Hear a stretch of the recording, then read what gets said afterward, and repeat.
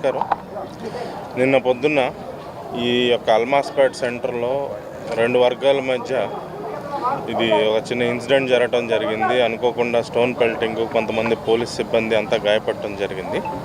దానికి రెండు వైపుల నుంచి కూడా కొంతమంది కొన్ని ప్రొవకేటివ్ స్టేట్మెంట్స్ ఇవ్వటం వల్ల కానీ దీనివల్ల కానీ అయితే పరిస్థితిని అదుపులోకి తీసుకొచ్చాం పూర్తిగా. ఈ ఇరుపక్షాల మీద మనం కేసులు కట్టడం జరిగింది. ఎవరైతే ఈ స్టోన్ పెల్టింగ్, ఈ వీటితో దాడి చేసిన వాళ్ళందరూ కూడా కొంతమంది అదుపులో ఉన్నారు. అదే మాదిరిగా కొంతమంది పరారులో ఉన్నారు. వాటి కోసం గాలింపు జరుగుతుంది. ఇక్కడ పూర్తిగా 144 సెక్షన్ 1 టౌన్ 2 టౌన్ పరిధిలో ఈ ప్రాంతం అంతా కూడా 144 సెక్షన్ విధించి ఈ పరిస్థితిని అంతా అదుపు చేసాం. ఇప్పుడు ఫ్లాగ్ మార్చ్ కూడా కండక్ట్ చేపిస్తారు ఎస్పీ గారు. సిచ్యువేషన్ అంతా అండర్ కంట్రోల్లో ఉంది. 1-2 రోజుల్లో మేము 144 సెక్షన్ కూడా సడలించి పూర్తిగా కూడా దాన్ని తొలగించే అవకాశం ఉంది. ప్రస్తుతానికి సిచ్యువేషన్ అంతా కంట్రోల్లో ఉండటం జరిగింది. చెప్పండి, మీరు ఏమైనా అడిగేది ఉంటే అడగండి. ఒకరోజు ముందు ఇన్స్టాగ్రామ్ వేదికగా ఓ వ్యక్తి వాయిస్ రికార్డ్ చేసి పోస్టింగ్ చేశారు. ఎవరండి ఆయన? సార్, ఒక గత కొన్ని రోజులుగా టిప్పు సుల్తాన్ విగ్రహ ఏర్పాటు పైన ఒక వ్యక్తి అయితే ఎంఐఎం పార్టీకి సంబంధించిన వ్యక్తి సోషల్ మీడియాలో ట్రోల్ చేసినప్పటికీ కూడా మన పోలీసులు సరైనటువంటి యాక్షన్ తీసుకోకపోవడం వల్లే విద్వేషంగా పూర్తిగా వ్యాఖ్యలు చేశాడు. దానివల్లే ఈ పరిస్థితి వచ్చిందనేది ఆ టిప్పు సుల్తాన్ సంబంధించి పోస్టులు పెట్టిన వ్యక్తి అయితే ప్రస్తుతం దుబాయ్లో ఉన్నారండి. ఆయన పరారులో ఉన్నారు. ఆయన ఉంటే దుబాయ్లో ఉండాలి, లేకపోతే ఇక్కడికి భారతదేశానికి వస్తే జైల్లో ఉంటారు. ఆ ఇబ్బంది అయితే లేదు. కానీ ఇక్కడ నిన్న జరిగిన దానిలో ఒక పక్షం వారు ఇక్కడ హనుమాన్ సర్కిల్ అని ఫ్లెక్సీలు కట్టడం వల్ల అవతల వర్గం వాళ్ళు ప్రొవకేట్ అయ్యి దీనికి ఇంత జరిగింది. సో వాళ్ళని కూడా మందలించడం జరిగింది. సో దాని మీద ఇప్పుడు ఏంటంటే భారతదేశానికి ఒక ప్రత్యేకమైన చరిత్ర ఉంది. ఇది అన్ని మతాలని సమానంగా గౌరవిస్తూ ఉంటుంది. హిందువులకి హిందూ మతం ఎంత, వాళ్ళ యొక్క మత విశ్వాసాలు ఎంత ప్రగాఢమని, అదేవిధంగా మహమ్మదీలకు కూడా వారి యొక్క విశ్వాసాలు. ప్రభుత్వ పరంగా మనం ఈ రెండు వర్గాల వారిని కూడా సమతూకం పాటించి అందరి విశ్వాసాలకి ఎక్కడైతే కాన్ఫ్లిక్ట్ ఉందో కూడా ఒకరికొకరు కాన్ఫ్లిక్ట్ లేకుండా కూడా అంత సామరస్యపూర్వకంగా చేయాల్సిన బాధ్యత ప్రభుత్వం వర్గాలైన, ఎస్పెషల్లీ పోలీస్ వర్గాలైన మీద, తర్వాత రెవెన్యూ వర్గం ఏదైతే మ్యాజిస్ట్రేట్, జిల్లా యంత్రాంగం కానీ పోలీస్ యంత్రాంగం కానీ బాధ్యత ఉంది. సో దానికి సామరస్యపూర్వకంగా మనం చర్యలు తీసుకుంటాం.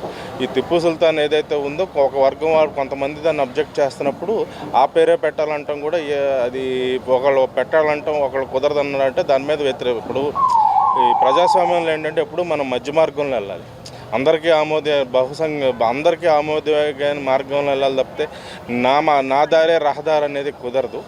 టిప్పు సుల్తాన్ పేరు పెట్టాలనేది చేసేది అతను ఎంత తప్పు. దాన్ని ఇక్కడ ఇప్పుడు ఒక వర్గం వారు ఎక్కువ సంఖ్యలో ఉన్న చోట ఇక్కడ హనుమాన్ సర్కిల్ అని నామకరణం చేయడం కూడా అంతే తప్పు. ఇద్దరిపైన మనం చర్యలు తీసుకుని ఇద్దరికి సముదాయించి మత సామరస్యాన్ని స్థాపిస్తాం. సార్, 40 ఏళ్ళుగా ఇప్పుడు కూడా ఇలాంటి ఘటనలు చూస్తున్నాం. ఈ నేపథ్యంలో కొందరు సోషల్ మీడియా వేదికగా కూడా కీలకమైనటువంటి ఏదైతే విద్వేషపూరితమైన వ్యాఖ్యలు చేసేవాల్సిన ఎలాంటి చర్యలు తీసుకోవాలి? ఖచ్చితంగా అన్నీ మానిటరింగ్ చేస్తున్నామండి. యాక్చువల్లీ నిన్నటి రోజు కూడా అధికారులంతా కూడా జిల్లా ఎస్పీ గారు అందరూ విజయవాడలో ఉండటం కానీ కొంత ఇది జరిగింది. ఇక అది ఇక్కడ అన్నిటి మీద సరైన చర్యలు అయితే చేపడతాం. వీళ్ళు హనుమాన్ జయంతికి మేము ర్యాలీ చేస్తామంటే పోలీసులు అడ్డుకుంటున్నారనేది మేము అడ్డుకోవటం అనేది జరగలేదండి. హనుమాన్ జయంతిని అడ్డుకోవాలని ఒక వర్గం వాళ్ళు ప్రయత్నించారు. దాని మీద మనం సామరస్యపూర్వకంగా జరిపిస్తాక నేను దాని మీద రెండు వర్గాలని సముదాయించే ప్రయత్నంలో మనం ఉన్నాం. వాళ్ళ ర్యాలీకి అనుమతి ఇవ్వడం లేదనేది మీ వాదన. ఈ 144 ఉండగా ఇవ్వకూడదు కదండి. 144 ఉండగా 144 సెక్షన్ ఉండగా ర్యాలీ ఎలా అనుమతి చేస్తాం? 4కి మించి వ్యక్తులు ఒక చోట గుమిగూడకూడదు. 144 సెక్షన్ ఉండగా 4 కన్నా ఎక్కువ వ్యక్తులు ఒక చోట గుమ్మగొడితే వాళ్ళని చెదరగొట్టి వాళ్ళపై బలప్రయోగం చేసే అధికారం చట్టం పోలీసులకు కల్పిస్తుంది. తిరుపతిలో టీటీడీ మాజీ బోర్డు సభ్యులు పోలీసులు ఏదైతే ర్యాలీని అడ్డుకుంటారో మేము ఖచ్చితంగా ర్యాలీ చేసి చూద్దామండి, సముదాయిస్తామండి. అందరినీ సముదాయించి ప్రశాంత వాతావరణంలో ఇరు వర్గాల వాళ్ళు వారి యొక్క మత విశ్వాసాలని పాటించే విధంగా మనం చర్యలు చేపడతాం. సార్, అంటే జిల్లాలో ఈ స్థాయిలో ఘటన ఎప్పుడు లేదు. ప్రజల్లో అయితే ఒక విధమైన భయం అనేది అయితే ఉంది. మీరు జిల్లా ప్రజలకు ఎలా శాంతి భద్రతలు ఎలా కల్పిస్తారంటే? ఏమండి, మత సామరస్యాన్ని పాటించండి. ఇప్పుడు ఎవరు మత విశ్వాసం వాళ్ళది. సో ఒకళ్ళ వర్గం వారు ఇంకో వర్గాన్ని ఇది మీద వెళ్లకుండా ఎవరి విశ్వాసాన్ని వాళ్ళ ఇంట్లో కానీ ఏదో కామన్ ప్లేసెస్లో ఉందో ఇతర వర్గానికి ఏమంటారు దాన్ని అబ్జెక్షనబుల్గా కాకుండా ఎవరికాళ్ళు చేసుకునే సదుపాయం భారత రాజ్యాంగం భారత పౌరులు అందరికీ కల్పిస్తుంది. మరి ఈ వివాదం గత కొద్ది నెలలుగా జరుగుతుంది సార్ ఈ సర్కిల్ గురించి ముందస్తు చర్యల్లో భాగంగా వాళ్ళను అప్పట్లోనే చర్యలు ఇది కొన్ని నెలలుగా జరిగేది కాదండి. 2014 నుంచి ఉంది ఈ వివాదం.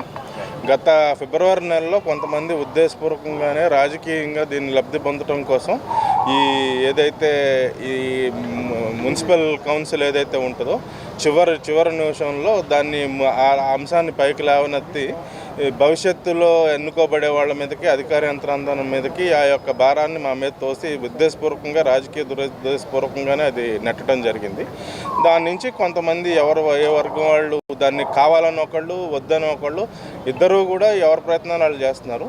సో దాని మీద మేము చేపట్టాల్సిన చర్యలు అయితే ఏవైతే ఉన్నాయో ముందస్తు చర్యలు అయితే చేపడతాం.